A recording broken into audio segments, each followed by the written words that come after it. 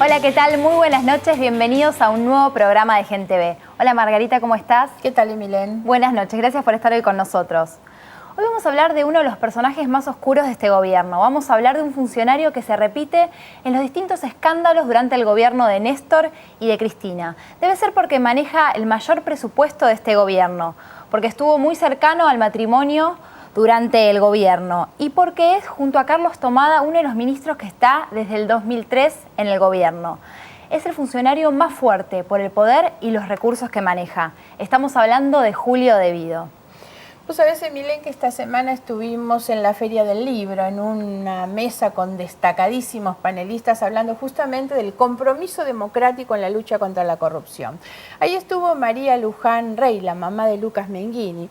Y ella hacía, entre las muchas reflexiones que hizo con mucha sensibilidad y mucha sapiencia, decía en un momento que es muy mala la generalización cuando se habla de corrupción. Porque en realidad lo que hace la generalización es que es una actitud cobarde e injusta, termina encubriendo a los verdaderos responsables. Cuando se dice todos los políticos, todos los funcionarios, la verdad es que hay que dar nombre y apellido. Y por eso es que en este programa damos nombre y apellido y vamos a contar y hablar un poco sobre este ministro. El ministro que maneja nada menos que las inversiones públicas, la planificación y los servicios. Fíjate que es el ministerio que más recursos ha acumulado durante todo este tiempo, más poder obviamente a partir del manejo de los recursos y sin embargo la peor gestión. Si algo le falta a la Argentina es planificación, no hay previsión de mediano plazo siquiera, las inversiones privadas se han desplomado y la inversión pública muestra evidentemente hoy una desinversión en obra justamente porque ahí es donde se terminan haciendo los ajustes. La política de servicios públicos es malísima, hablando del transporte, de la infraestructura urbana y demás. Bueno, hoy vamos a hablar de este ministro, de todo el patrimonio que ha manejado durante todo este tiempo y cuáles son sus resultados. Es así, vamos a contarles quién es Julio De Vido. Julio De Vido nació en Capital, en Palermo, se recibió de arquitecto en la UBA y él se fue a vivir a Santa Cruz y ahí comenzó su relación con Néstor. Primero a través de la esposa, ocupó el cargo del Instituto de Desarrollo de la Vivienda, después cuando Néstor fue gobernador de la provincia lo puso como ministro de Economía y Obras Públicas y cuando Néstor llegó a la presidencia le dio el cargo de ministro de Planificación. Estuvimos conversando con dos periodistas de La Nación, con Diego Cabot y Francisco Olivera, autores del libro Hablen con Julio. Ellos nos cuentan quién es Julio De Vido. Julio De Vido es un hombre, digamos, del más cercano riñón kirchnerista, del primer kirchnerismo, que acompañó a Néstor desde el inicio de su carrera política y te diría un hombre, un empleado absolutamente fiel de su jefe. Su jefe fue en principio Néstor y ahora lo es Cristina y es un hombre que no sabe más que obedecer órdenes. Por un lado, bueno, tenía una gran lealtad para con sus jefes, pero además tampoco era amigo de Néstor Kirchner. Él nunca, empezando porque Néstor no tenía amigos, básicamente, ¿no? En el caso de él era un empleado con mucha confianza. En el caso de Cristina pasa exactamente lo mismo. Si hablamos de Julio De Vido, tenemos que hablar del rol que ocuparon sus mujeres. Su primera mujer, Silvia Rodríguez, le dio una mano y por eso conoció a Néstor y ahí entró a hacer el Instituto de Desarrollo Urbano y Vivienda. Pero también su segunda esposa ocupó un rol muy importante. Estamos hablando de Alessandra Minichelli, que le dio el apoyo jurídico y legal tanto en el gobierno provincial como en el gobierno nacional. Con una paradoja, miren, en ambos gobiernos, tanto en la provincia como en la nación, durante mucho tiempo Alessandra Minichelli, la esposa de Julio De Vido, era quien tenía que controlarlo, a él como ministro allá y después aquí. Ahora ella ya no está en la sindicatura, pero fue justamente la que tenía que controlarle las cuentas. Qué paradoja que la controle su mujer. Estuvimos también conversando con los periodistas de La Nación y con el ex vicegobernador de Santa Cruz durante el gobierno de Néstor Kirchner. Ellos nos cuentan la relación que tenía con sus mujeres. Alessandra Minichelli fue la segunda en la SIGEN, o sea, la encargada de controlar los actos de gobierno y el ministro más importante en ese momento y el que tenía el área más portentosa era su marido. En su momento ella, a la vez que lo controlaba, también era su sostén jurídico. Ella revisaba absolutamente todos los contratos, los diseñaba y después los controlaba. Allá tuvo cosas, por ejemplo, de ser síndica de una empresa de servicios públicos, de una sociedad del Estado. Cuando es una sociedad del Estado, el ministro de Economía es el principal accionista.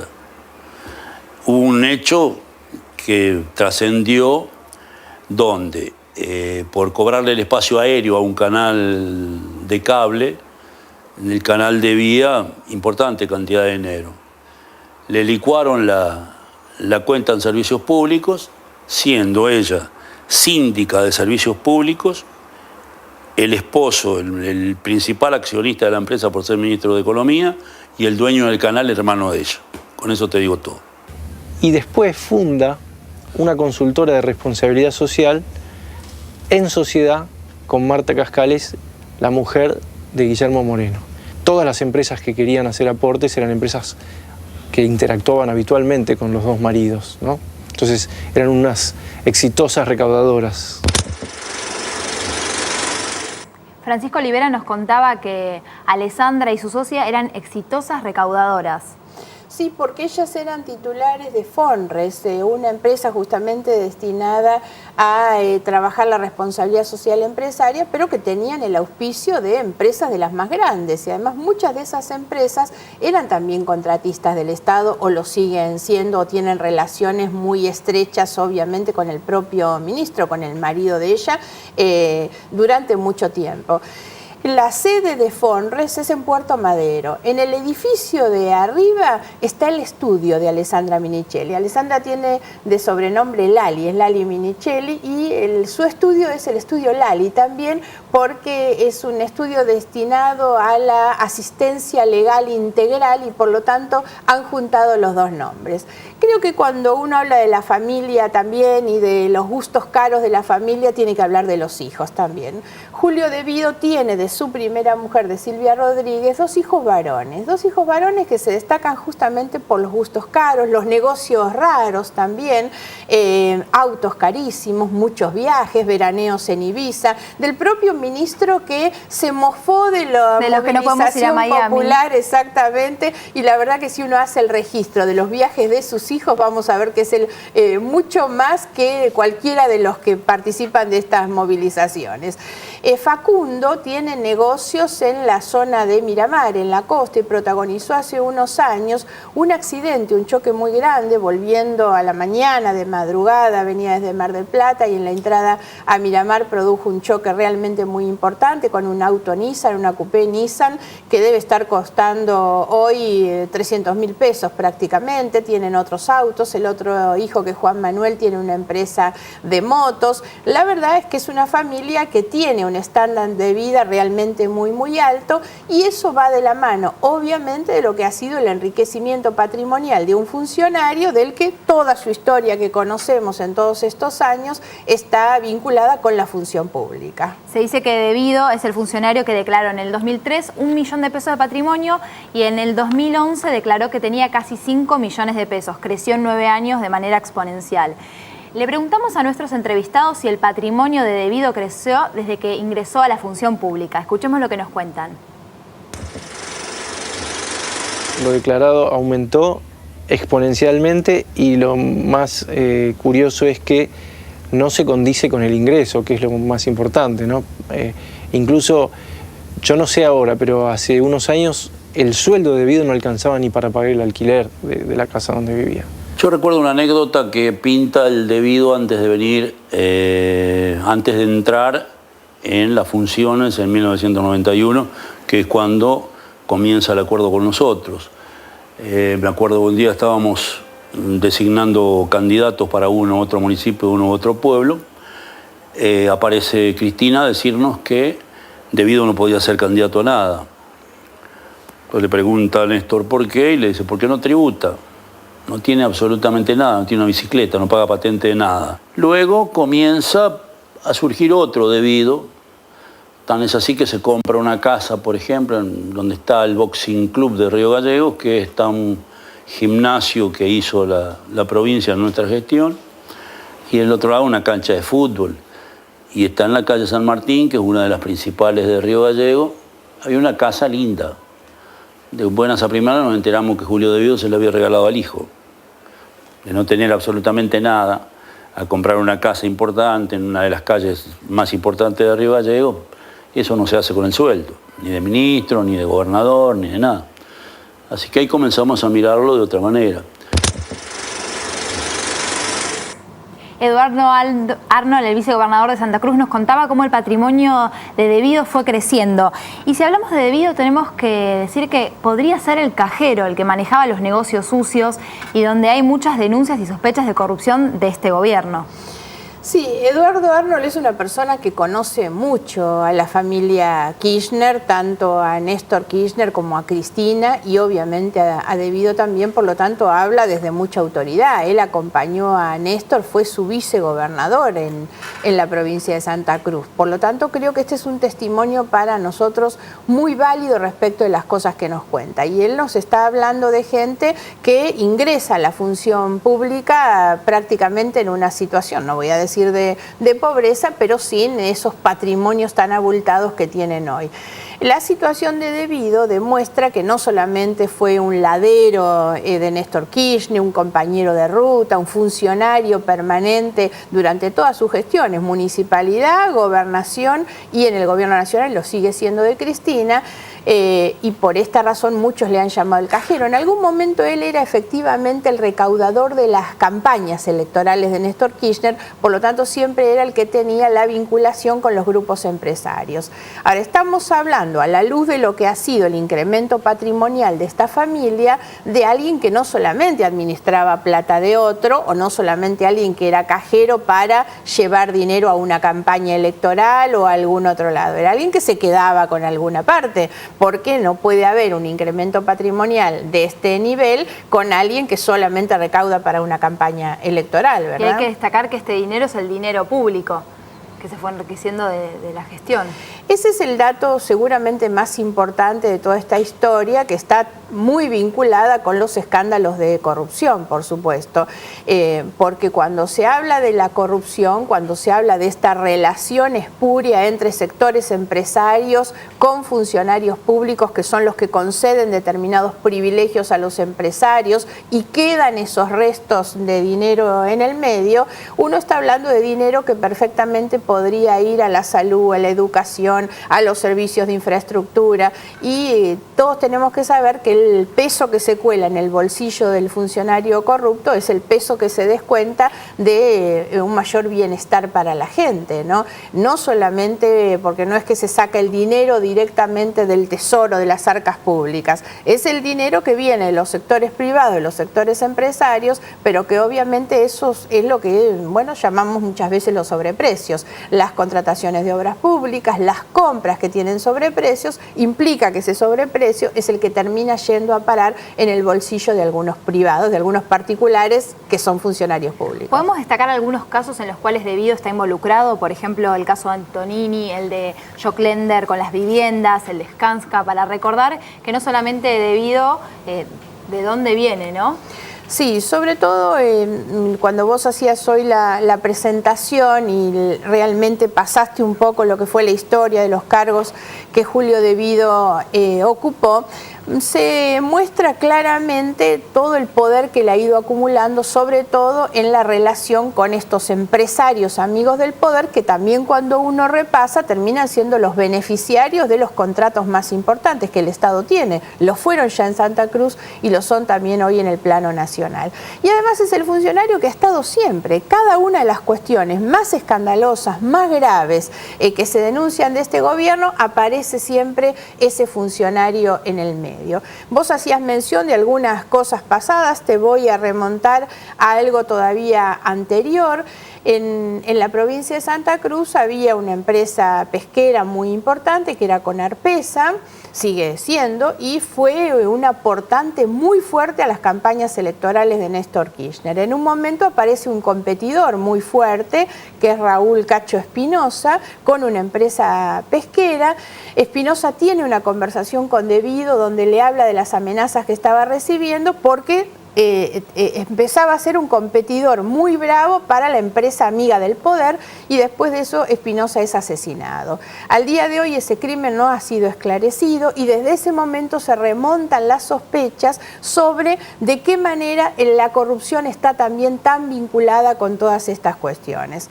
Viniendo más acá en el tiempo, obviamente vos nombrabas el caso de la valija de Antonini Wilson, eso fue parte de lo que se denominó la diplomacia paralela, donde este funcionario manejaba desde el área de infraestructura y de su ministerio muchos negocios que se debían haber manejado desde las relaciones exteriores, los negocios con Venezuela, con esos aviones que iban y venían, obviamente dentro de los cuales todos sabemos que la valija con los $800.000 de Antonini Wilson no fue la única. A partir de ahí se separó a Claudio Uberti, que era un funcionario el que manejaba todo esto, un funcionario muy directamente vinculado con Julio De Vido. El caso Skanska, con los sobreprecios para la construcción de un gasoducto, en general los sobreprecios en la contratación de obras públicas, una denuncia muy reciente de estos días por la compra de 20 aviones Embraer en el año 2009, si mal no recuerdo, que bueno, ha sido denunciado esto en la SEC en Estados Unidos, y también directamente es un área que depende del ministro De Vido. Hay muchas de estas cuestiones sobre las que uno tiene que repasar. Vamos a volver después del tape para comentar el tema de las viviendas, que es también una de las cuestiones más escandalosas. En la Argentina, digamos, fue creciendo en los últimos años la participación de la obra pública dentro del presupuesto general, básicamente en dos grandes rubros, en uno que tiene que ver con viviendas y en el otro que tiene que ver con la cuestión vial. No hubo, digamos, grandes obras, El kirchnerismo no va a pasar a la posteridad por obras que trasciendan generaciones, como por ahí pasó en otros momentos de la historia de la Argentina, donde el impacto de la obra pública, o que la obra pública impactaba en generaciones futuras. El kirchnerismo no va a hacer pasar eso, no hay grandes obras de infraestructura que se han hecho. Sí hay algunas obras viales, que no son demasiadas, pero hay algunas, y después se construyó vivienda. Con vivienda, bueno, terminó en el escándalo, de la parte de lo que era el esquema, terminó con el escándalo de Madres de Playa de Mayo y demás. Hoy hay cooperativas, se ha ejecutado bastante, pero claramente mucho menos de lo que se anunció. En alguna medida, Joe Klender, cuando sale de la cárcel, y lo sacan de la cárcel para que no hable. Si Joe Klender cuenta todo lo que sabe, tienen que ir presos los cuantos, pero aparte, ¿quién le dio tanta plata a Joe Klender para que vaya preso solamente Joe Klender?